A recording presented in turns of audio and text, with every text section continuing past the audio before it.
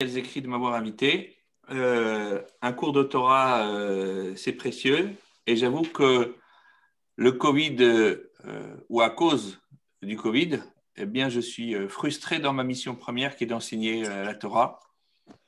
Donc, chaque fois qu'on me donne l'occasion de revenir à mes fondamentaux, eh bien, j'en suis heureux. J'espère pouvoir faire votre connaissance en présentiel, comme on dit maintenant. Mais en attendant, le virtuel nous permet de pallier. C'est un pis-aller, heureusement qu'il est là, sans quoi on n'aurait rien du tout. Alors, on m'a confié une mission délicate, on m'a dit, vous êtes libre de thème. Et ça, c'est ce que je déteste, parce que, comme dit libre de thème, ça veut dire on peut parler de tout, et surtout de n'importe quoi.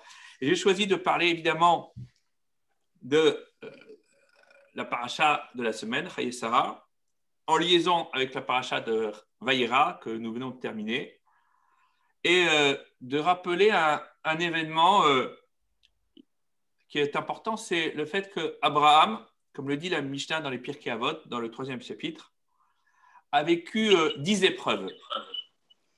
Alors, les Pirkei Avot nous disent qu'il a eu 10 épreuves, mais ils ne nous disent pas exactement quelles sont ces épreuves. Ce sont les Pirkei de Rabbi Eliezer qui vont préciser les épreuves qu'a vécu Abraham, et on va les lister et peut-être s'apesantir sur ces épreuves, et notamment sur les dernières et les premières.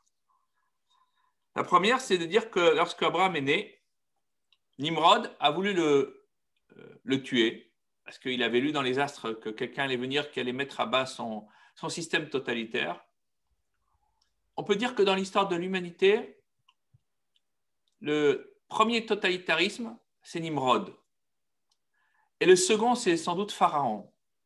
Et à chaque fois, il y a eu Abraham Avinu et Moshe qui ont été là pour mettre à bas ces totalitarismes. Donc, Abraham a dû se cacher dans une grotte pendant 13 années. Lorsqu'il a grandi, il a été attrapé, on l'a mis en prison pendant 10 ans, et à la fin, puisqu'il a refusé de reconnaître la prééminence des idoles, Nimrod l'a jeté dans le feu, et on connaît tous le débat qui est rapporté par le Midrash. L'ange Gabriel a dit « Moi, je vais sauver Abraham ». Et Hachem a dit « Non, c'est à moi de le sauver ». Puisque Abraham a été au-delà de ce qui lui était demandé. Vous connaissez tous la règle qui nous est enseignée par nos maîtres, que la vie prime toujours, sauf dans 3 cas, qui sont Avodah Zara, l'idolâtrie, Gilui Arayot, la débauche, et Shvichut Damim, le meurtre. Dans ces 3 cas, si on nous demande de se livrer à l'idolâtrie ou à la débauche ou de tuer quelqu'un d'autre, on doit se laisser mourir plutôt que de contrevenir à ses ordres. Alors que dans tous les autres cas, il nous est dit Vechai Bahem, il doit vivre. Donc, tu dois manger de la nourriture non cachère pour vivre parce que tu es malade ou parce que tu es dans une situation de désespérance, bah, tu manges. Ce n'est pas une permission, ça devient une mitzvah. Tu dois profaner le Shabbat pour sauver la vie, tu le fais. Et cette profanation est plus grande que si tu t'étais évertué à vouloir respecter le Shabbat alors que ta vie était en danger de mort. Bref, ainsi de suite à l'infini. Abraham, lui, c'est vrai, a refusé de se livrer à l'idolâtrie. Mais il a provoqué Nimrod. Nimrod ne lui avait pas demandé de se livrer à l'idolâtrie, c'est Abraham qui l'a provoqué. La provocation d'Abraham le fait rentrer dans un autre Gédéa, dans une autre catégorie juridique. Et à ce moment-là, il y a un débat qui se joue au ciel, le Midrash nous le dit. Et c'est Abraham qui va, finalement, c'est Dieu qui va dire, écoutez, Abraham s'est sacrifié pour la grandeur de mon nom, c'est à moi de le tirer d'affaire. Quand quelques siècles plus tard, Michel, Hanania et Azaria seront soumis à une épreuve semblable devant Nabuchodonosor, Nabuchodonosor, le roi de Babylone, et qui seront jetés dans la fournaise, là, ce sont les anges qui les sauveront. Parce que là, ils n'ont pas été des agents provocateurs comme Abraham, ils se sont contentés d'être des Juifs qui ont refusé de se prosterner devant les idoles. La troisième épreuve, c'est le fait qu'il a été obligé de partir, l'ech lecha. Hein? Dieu lui dit, tu quittes ta maison de ton père, ta famille, tout ce que tu veux, et tu vas ailleurs. La quatrième épreuve, c'est celle où Abraham est confronté à la famine. Et les Chachamim, les sages d'Israël, nous disent que c'est le premier épisode de famine dans l'histoire de l'humanité. Avant, il n'y a jamais eu de famine. Avant, il n'y a jamais eu de famine. Et la famine arrive pour forcer Abraham à quitter Canaan et à aller en Égypte. Donc, la suite des épreuves, c'est la cinquième. C'est Sarah qui est prise comme captive par Pharaon qui veut le faire rentrer dans son harem. Et Hachem va envoyer des épreuves, des maladies sur Pharaon et sur toute sa maisonnée, sur toute l'Égypte, pour leur sauver Sarah. La sixième épreuve, c'est Amraphel et ses amis, ses copains, qui viennent pour tuer Abraham. C'est la fameuse guerre des 4 rois contre les 5 rois. Et à la fin, Lot est capturé et Abraham n'écoute que la voix de sa conscience et va sauver son neveu indigne qui s'appelle Lot. La septième épreuve, c'est Brit Ben Abetarim. C'est un épisode qui m'a toujours semblé étrange. Étrange pour tout le monde. Il y a une alliance qui se fait et le dénouement de l'alliance, c'est que Dieu dit à Abraham, écoute, je t'aime, tu es celui que j'ai désigné pour être porteur de mon message et je t'aime tellement que ta descendance va être esclave pendant 400 ans, ils vont subir les pires vicissitudes qui soient, mais t'inquiète pas, à la fin, ils vont s'en sortir haut la main. Bon, dire ça à quelqu'un, quel qu'il soit, ce n'est pas de nature à le rassurer. Et d'ailleurs, Abraham a une bouffée d'angoisse qui l'étreint à ce moment-là, parce qu'évidemment, l'annonce que Hachem lui fait ne peut pas le rassurer. Et malgré tout, il garde sa foi intacte. Et ça reste la grandeur d'Abraham. La huitième épreuve, d'après les Pirkei de Rabbi Eliezer, c'est la Mila, la circoncision, lorsqu'il n'est âgé que de 99 ans. Il se fait lui-même la circoncision, déjà c'est pas mal, et à 99 ans, c'est encore mieux, et il le fait sans broncher. La neuvième épreuve, c'est lorsque Sarah lui dit, écoute, Ishmaël a une mauvaise influence. Alors tu renvoies Ishmaël, elle dit comme ça, Garesh et Ha'ama Azot vet Bena, renvoie cette servante, manière de dire que c'est quelqu'un de peu de valeur, et son fils. Et la Torah nous dit que ça prend une mauvaise tournure. Abraham est très mécontent. Et il faut qu'Hachem intervienne et qu'il dise Kol asher tomar alecha Sarah shemach bekola. Tout ce que Sarah te dira, tu devras écouter. Elle a raison. Donc, écoute ta femme. Et l'apothéose, la Akedat Yitzhak, la ligature d'Isaac. Ça, c'est la version qui nous est donnée par les Pirkei des Rabbi Eliezer. Et Rashi, dans son commentaire sur les Pirkei Avot, reprend intégralement cet ordre-là. Mais nos maîtres ne sont pas tous en accord sur les épreuves qu'a subi Abraham. Le Rambam, lui, a un autre ordre. Il enlève les 2 premières épreuves. Pour lui, ce n'est pas là que ça commence. Donc, le fait qu'il ait été caché dans une grotte pendant 13 ans et qu'il soit jeté dans une fournaise ardente, ça ne fait pas partie des épreuves d'Abraham. C'est sa vie normale. Il commence ses épreuves d'Abraham à partir de l'Ech Lecha. Bon, ça, tout le monde est d'accord. Et alors, il en rajoute 2 autres. Évidemment, il en faut 10. Le fait qu'Abraham doive prendre Agar comme épouse, c'est une épreuve pour Abraham. Étonnant, hein?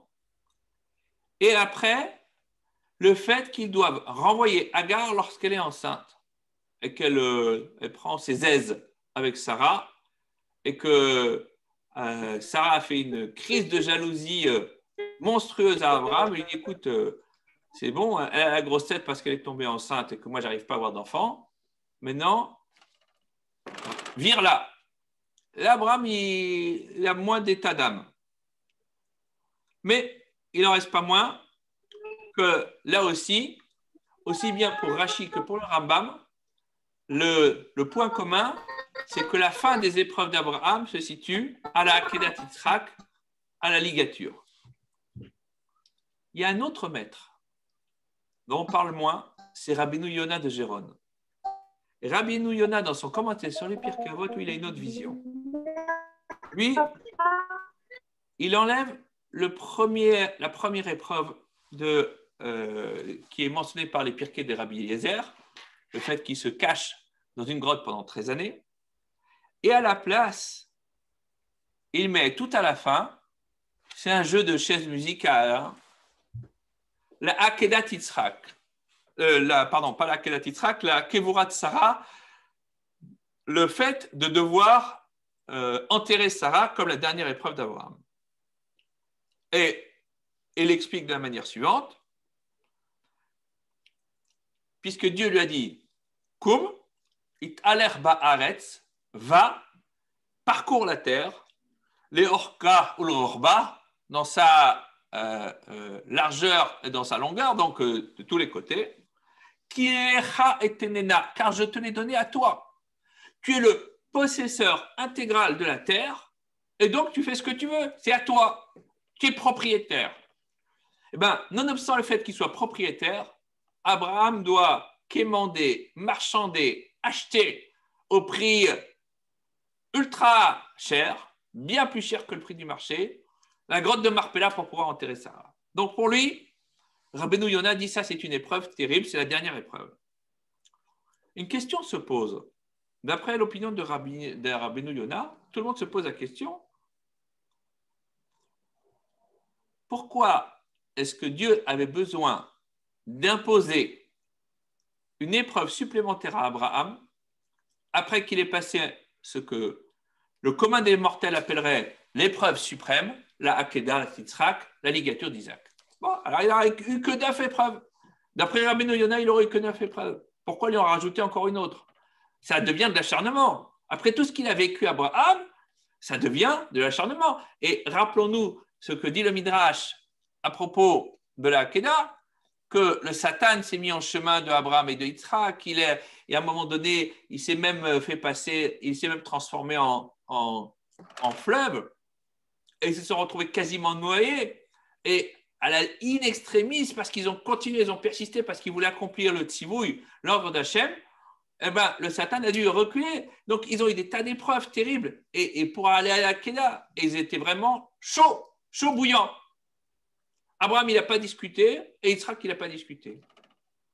D'ailleurs, si on regarde le commentaire de Rashi sur la paracha, on voit bien que la Kedah, ça part sur un quiproquo. Oui, je crois que c'est le terme qui convient, un quiproquo. Parce que Hachem n'a jamais dit à Abraham de sacrifier son fils. Il lui a juste dit, tu vas le poser comme holocauste. Moi, ce que je veux, c'est que tu poses ton fils sur l'autel. Il n'a jamais dit d'égorger son fils. Abraham, il a fait un excès de zèle. Et Yitzhak, il a cru son père. Et pour lui, c'était parole, on ne peut pas dire parole d'évangile ni parole de Sinaï. Ni l'un ni l'autre n'existe à ce moment-là. Mais il croit son fils, il croit son père sur parole. Et il dit OK. Et il lui tend le couteau. Vas-y. Et il tend le cou. Il est prêt à donner sa vie pour accomplir l'ordre d'Hachem. Abraham, il n'a pas de discussion, il n'a pas d'état d'âme. Ça aurait dû s'arrêter là. Quel besoin de rajouter une 10e épreuve après cela. Ça paraît vraiment superflu pour chacun d'entre nous. Le Sefer Chemdat Hayamim, qui a été écrit par un auteur inconnu ottoman du XVIIIe siècle, dit qu'en réalité, il y a peut-être une allusion là-dedans. Et on peut expliquer cela d'après justement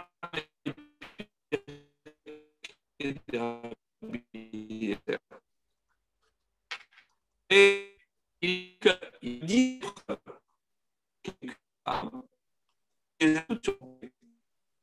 et il a vu par des épreuves similaires. Analogue. Donc, le fait qu'Abraham puisse les surmonter, ça rentre dans ce que l'on appelle Magdim Refoua la Maka. C'est un petit peu comme si, et je vais faire une comparaison osée, on a annoncé hier que les laboratoires Pfizer avaient développé un vaccin qui serait fiable à 90%. Bien, le principe du vaccin, tel que Pasteur et Jenner l'avaient mis avant lui, c'était de dire on met un élément pathogène, on le désactive et on va permettre au corps humain de générer des anticorps. Eh bien, quelque part, ce que nous disent les Pirkei de Rabbi Eliezer, c'est que les épreuves d'Abraham sont là pour lui permettre, pour nous permettre, en lui faisant réussir cette épreuve, ces épreuves, d'inoculer en chacun d'entre nous des agents qui nous permettent de surmonter les épreuves spirituelles de l'existence. En deux mots, c'est parce qu'Abraham a été capable de surmonter ces épreuves que ses descendants ont cette capacité eux aussi à surmonter les épreuves que l'existence peut leur apporter, quelle qu'elle soit. Et donc, c'est une sorte de vaccin qui a été produit par les 10 épreuves d'Abraham. Voilà, si j'avais une idée à développer, ça serait celle-là. Les 10 épreuves d'Abraham, c'est le vaccin spirituel pour tous les enfants d'Israël. Parce qu'autrement, s'il n'y avait pas eu la Messirut Nefesh, le dévouement absolu d'Abraham Avinu, nous n'aurions pas été capables, ni nous, ni nos ancêtres, ni nos descendants, de surmonter toutes les épreuves auxquelles nous pourrions être confrontés dans la vie. Ça, c'est l'idée phare qui nous est rapportée par le Sefer Chemdat Hayamim. Et donc, si on comprend que les épreuves d'Abraham constituent quelque chose qui n'est pas tant pour Abraham que pour les générations suivantes, et que c'est juste pour nous tracer le chemin, et grâce à cela, eh bien, on y arrive. Alors, on peut comprendre que d'après Rabbeinu Yonah, eh bien,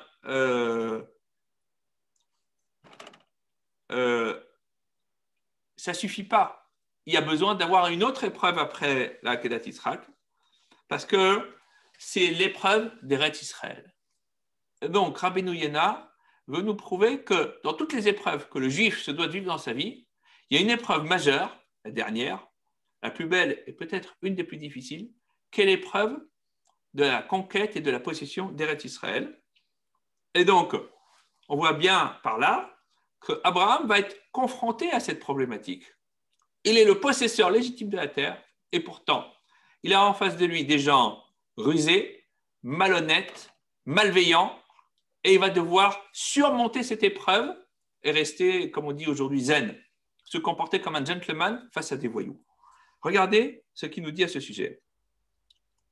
Et donc, on comprend dans ce cas-là qu'après l'épreuve de la Kedah, de la ligature, eh bien, Abraham a été obligé de vivre une autre épreuve qui est celle de l'enterrement, la possession de Marpella, le fait qu'il puisse enterrer Sarah dans des conditions raisonnables. D'ailleurs, on voit bien dans notre paracha qu'il est dit Vayavu Abraham ispod le Sarah benifkota. Et il est venu pour faire l'oraison de Sarah, l'oraison funèbre de Sarah, et pour la pleurer. Et Rashi nous dit que la Hakeda se situe juste avant la mort de Sarah. Et on peut comprendre on a des difficultés à comprendre la relation entre l'un et l'autre. Qu'est-ce qui va susciter tout cela? Alors, en fait, l'idée qui nous est rapportée, elle est la suivante. Et la question, elle est posée par tout le monde. Comment se fait-il que Sarah ait été tellement bouleversée par la Akedah qu'elle en perd la vie, à tel point qu'elle va partir? Et la seconde question qui est posée, c'est pourquoi est-ce que la mort de Sarah est mise pas en parallèle, elle est mise à côté de l'enterrement de la Akedah? Quel est le rapport entre l'un et l'autre? Et la réponse nous est rapportée d'après un enseignement du Zohar HaKadosh, qui nous dit la chose suivante. Va'elokim nisa et Avraham. Dieu a éprouvé Abraham. C'est la paracha qui le dit. Et pourquoi est-ce qu'on nous dit que c'est Abraham qui a été éprouvé et pas Yitzhak? Yitzhak aussi est éprouvé et il risque de perdre sa vie. Ce n'est pas une épreuve pour Yitzhak, c'est une épreuve que pour Abraham. Le Zohar nous dit qu'en vérité, c'est une épreuve pour Abraham plus que pour Yitzhak, parce qu'Abraham, il est entièrement chesed. Il est l'attribut de bonté absolue. Et lui, il est là pour accueillir des invités, pour rapprocher les gens qui sont éloignés. Il est la douceur personnifiée. Alors Dieu lui demande de se faire violence et d'aller contre sa nature. Et c'est quoi cette violence? C'est la Akedah. La Akedah, c'est sacrifier son fils unique. Celui par lequel Dieu lui a dit que toute sa descendance spirituelle allait s'accomplir. Ki be'itzrak ikarele chazara. Ta descendance sera Yitzhak. Ishmaël, tout ça, c'est bien, c'est sympa. Mais spirituellement, eh bien, le véritable héritage d'Abraham, c'est Yitzhak qui le porte. C'est nous qui le portons. Et nous seuls.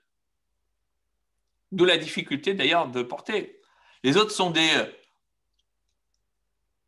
se rattachent à Abraham. Et c'est bien. Mais nous sommes les vrais héritiers d'Abraham. Les vrais héritiers, presque même les seuls héritiers. D'où la difficulté que nous pouvons avoir avec les nations du monde, mais ce n'est pas le sujet d'aujourd'hui.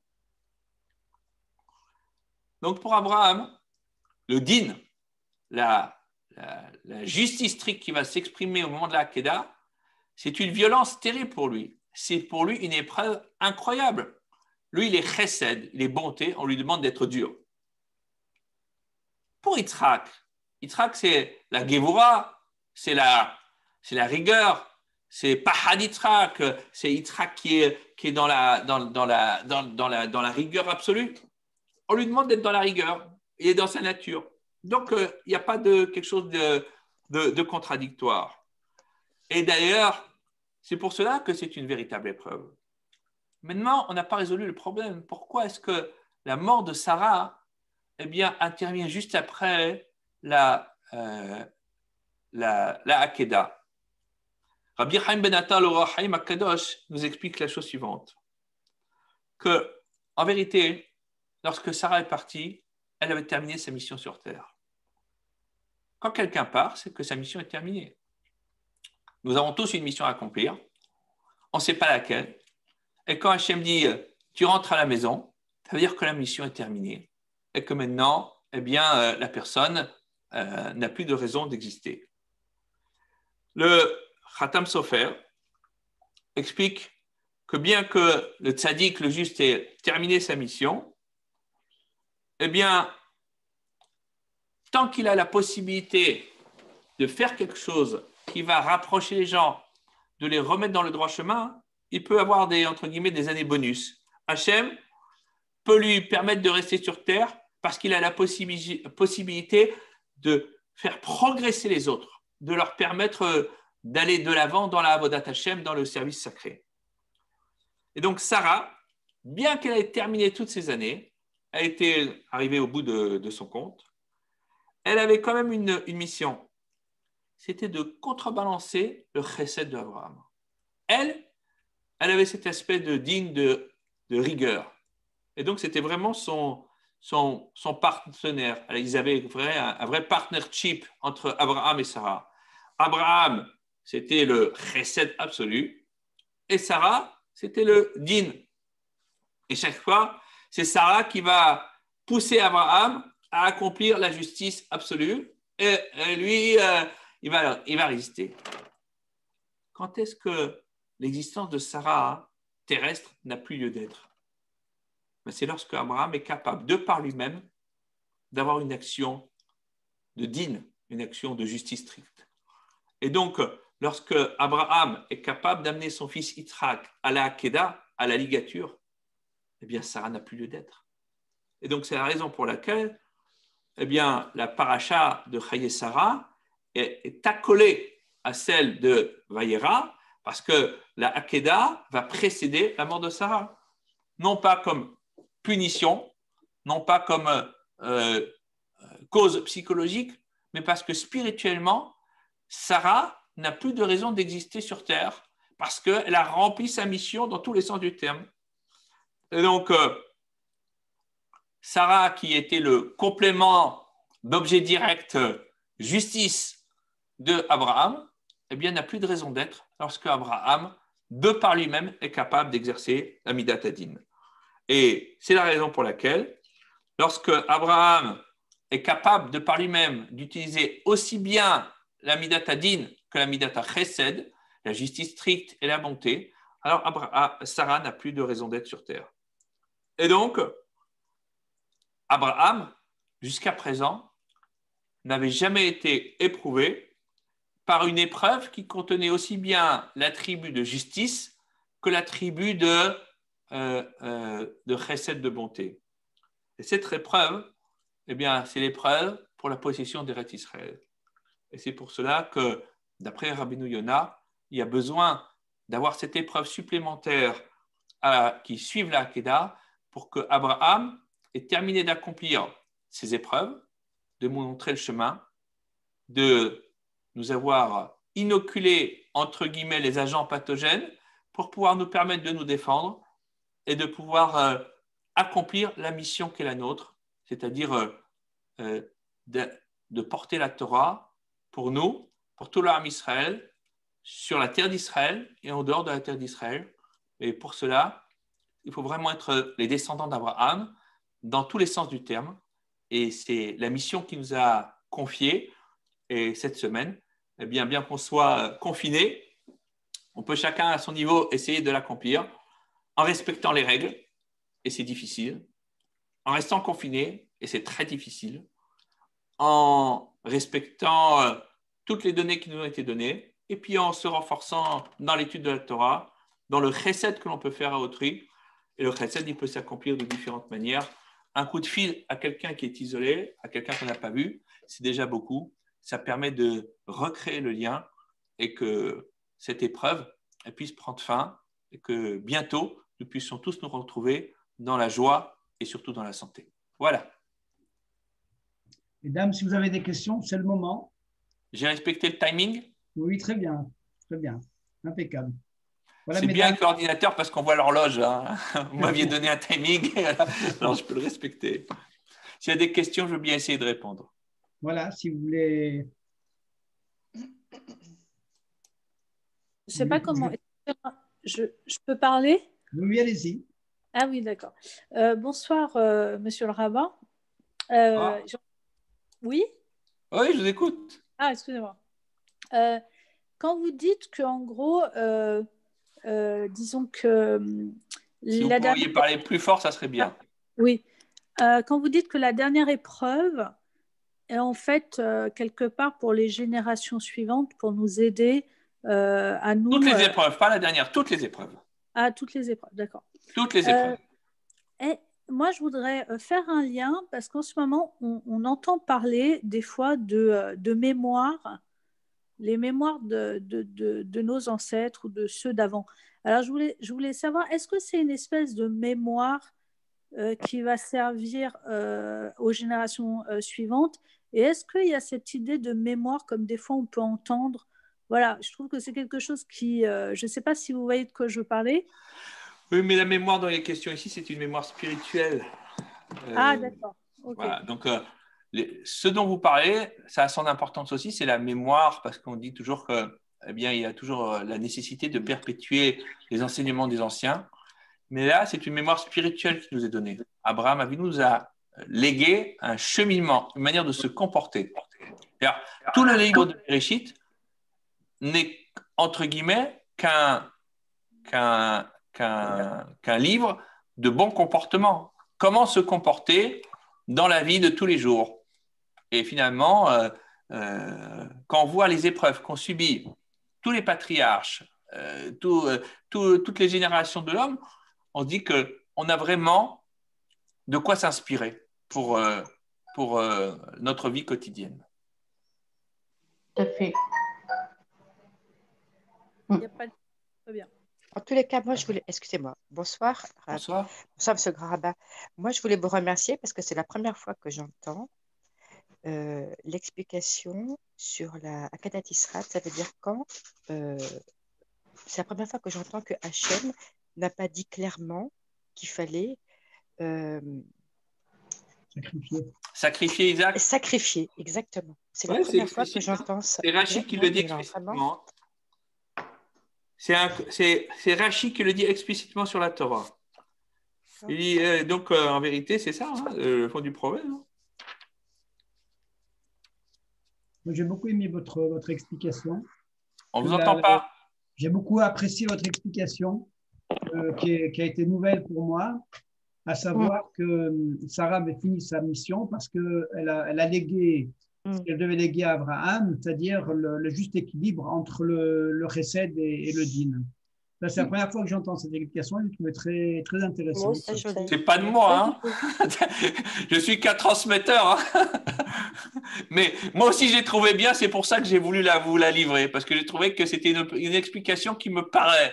On ne peut transmettre que ce qui nous parle. Si on n'est pas convaincu, on ne peut pas transmettre. Voilà. Oui, mais on le sent à travers vos paroles, on sent que vous êtes un être convaincu, vous n'êtes pas un fonctionnaire. Ça se sent, et lorsque vous parlez avec votre cœur, et on sent que vous êtes convaincu, et c'est la raison pour laquelle vous arrivez aussi à nous convaincre. Donc, c'est tout gagné. C'est tout gagné. Mesdames, merci, si vous voulez poser d'autres questions, c'est le moment, c'est le grand rabbin. Alors, vous pouvez y aller. Hein. Moi, je voudrais juste savoir si est-ce que ça voudrait dire que dans les couples, en fait, il faudrait qu'il y en ait un qui soit le din et l'autre le chesed pour équilibrer. Pas forcément, mais il y a peut-être, il y en a qui sont déjà mitigés, chacun en soi est peut-être un peu plus chesed, un peu plus din, mais je crois qu'il y a une grande leçon, c'est que les couples, la notion de couple, c'est la complémentarité. Voilà, c'est ça. Donc en réalité, il faut que Abraham et Sarah, vous voyez, ils ont aussi des scènes de ménage. Hein. On voit bien que les patriarches, c'est pas toujours la vie n'est pas un long fleuve tranquille. Hein. C'est pas tous les jours rose. Il y a des scènes de ménage, il y a des jalousies, il y a des manques. Mais c'est la vie. Nous sommes des êtres humains. Mais il y a la notion toujours d'aller dans la même direction.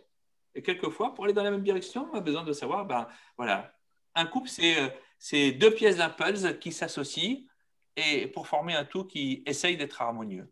Et d'ailleurs, lorsque l'on marie des gens, on fait les Shiva Brachot et on dit que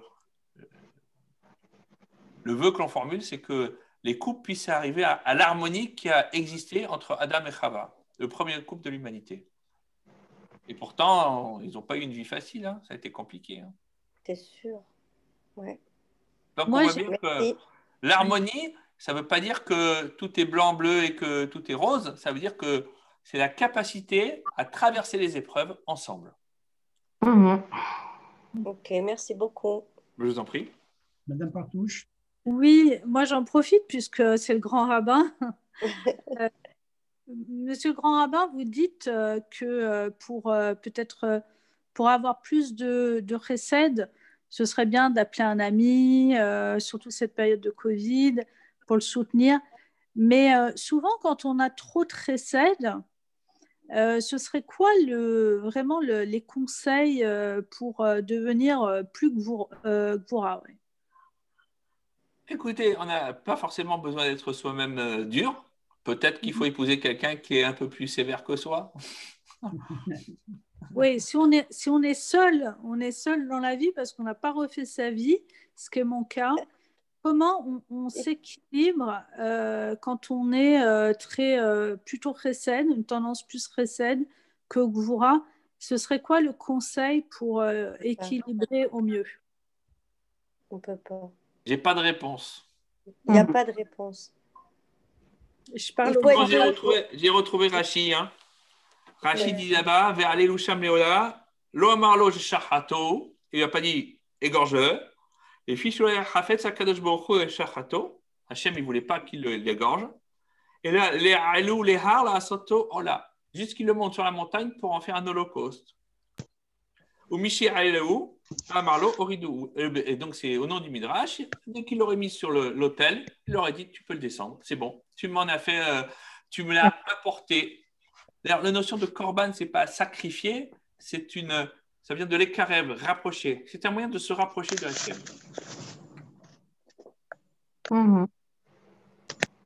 C'est la Moi, réponse. si je peux juste me permettre de dire une chose sur ce que dit la dame, on ne peut pas être équilibré. Moi aussi, je suis seule. On ne peut pas être équilibré quand on est seul. Il faut être deux pour faire un. Je Donc, suis pas c'est très compliqué. Mais Pas d'accord, je suis désolée. non, mais Pas forcé, on peut être équilibré en étant seul. Oui.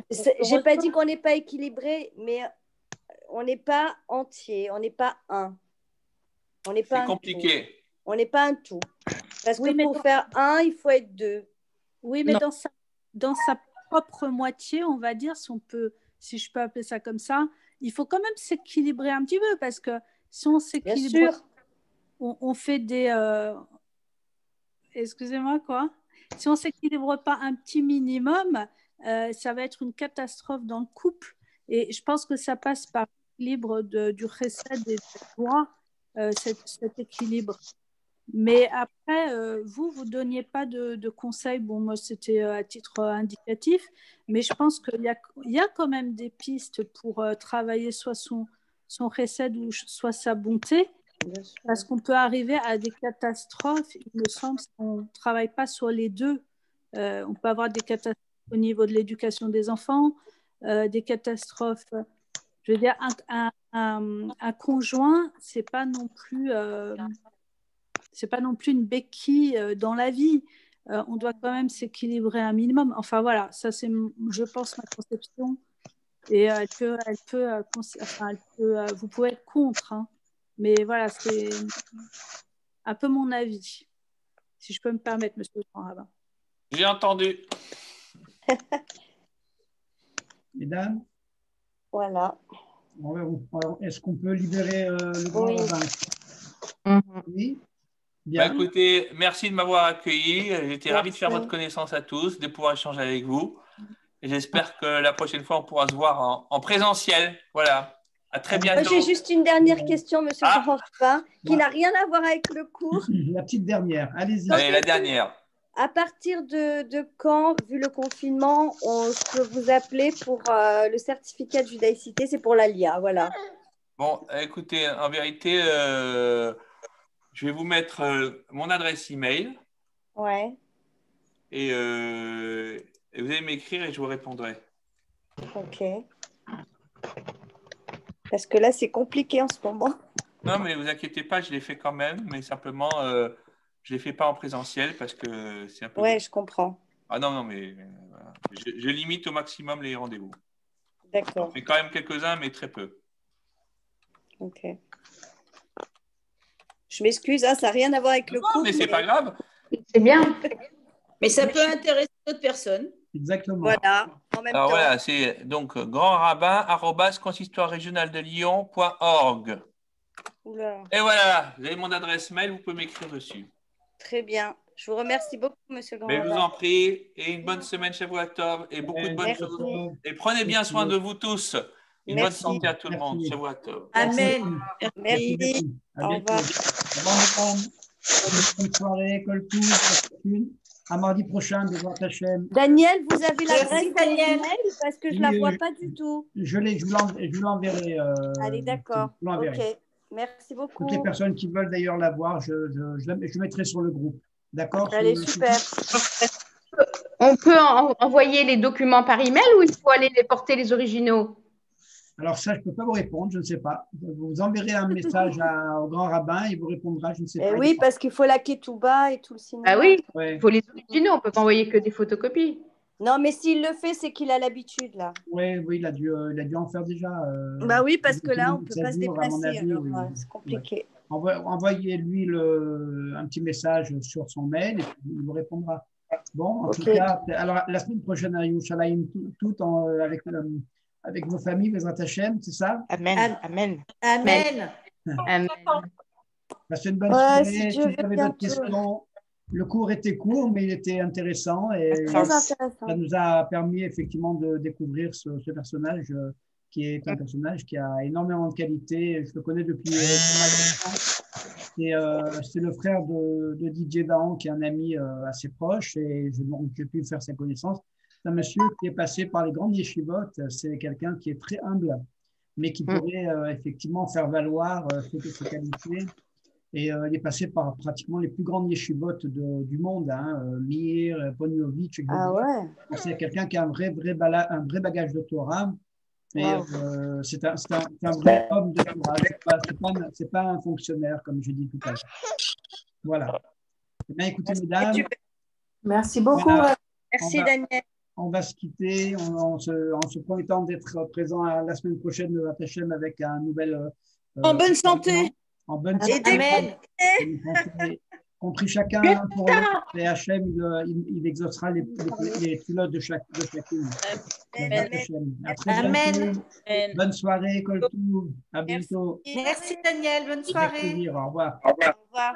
Au revoir.